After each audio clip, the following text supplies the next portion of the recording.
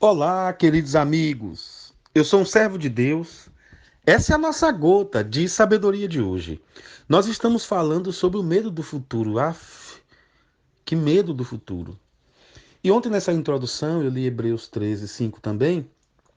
E nós vamos precisar, no andar, no caminhar, no passear pela vida, começar a identificar quais são as nascentes desse medo.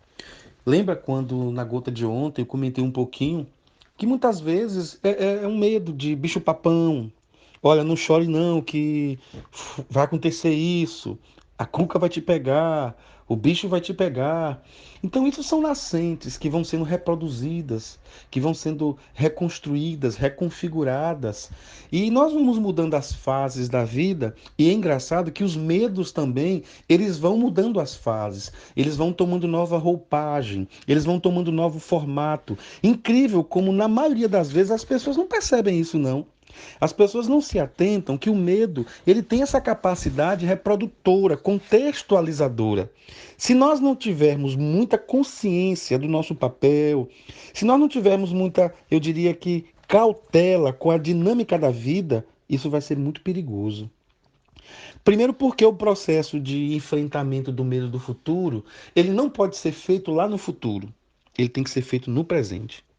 Quando nós nos enxergamos com esse suposto saber do que de fato me gera medo, é o que mais me causa angústia.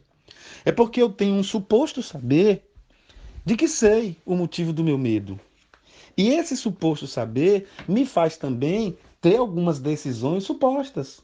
Eu termino dando alguns passos displicentes, eu termino não dando o valor devido ao tratamento, e isso vai construindo em mim portas abertas. Eu construo paredes e ponho portas, mas portas abertas, para esse medo ser um medo gigante no futuro. E quando eu falo medo do futuro, eu não estou falando que você está vivendo no futuro. Eu estou falando que o seu medo ele é tão forte que você tem medo do futuro que o seu presente passa a ser a pauta do seu dia no futuro.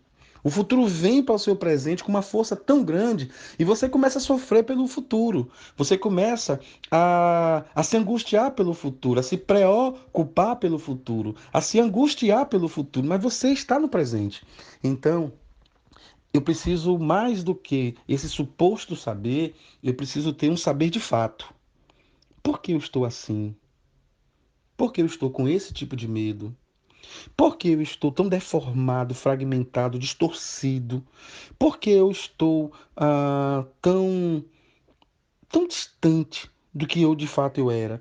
Então, de forma mais resumida, há pessoas que eles migram, eles saem de uma fase para outra numa velocidade tão grande que passa a ser um processo irreconhecível. E muitas vezes as pessoas só vão descobrir isso quando elas se entregam completamente a um desejo de cura.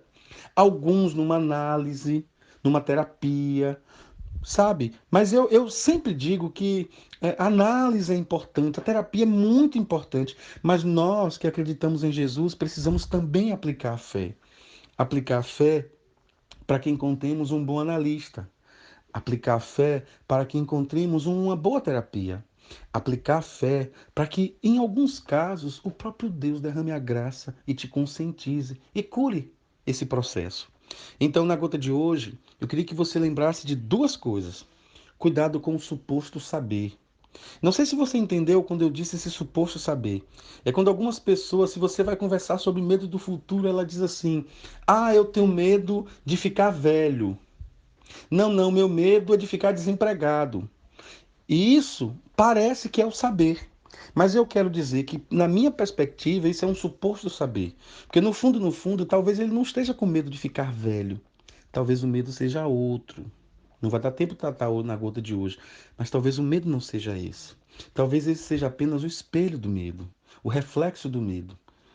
E a segunda coisa que eu gostaria muito que você entendesse, que o medo tem essa capacidade de fragmentação.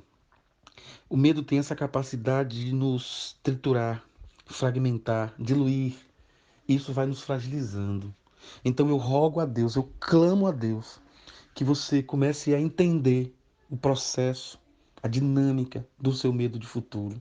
E comece a buscar raízes, recantos, visão periférica, visão centralizada, para que você tenha discernimento de fato, de direito, e não apenas um suposto saber do que de fato está na origem, na raiz, na base, na estrutura basilar do seu medo de futuro.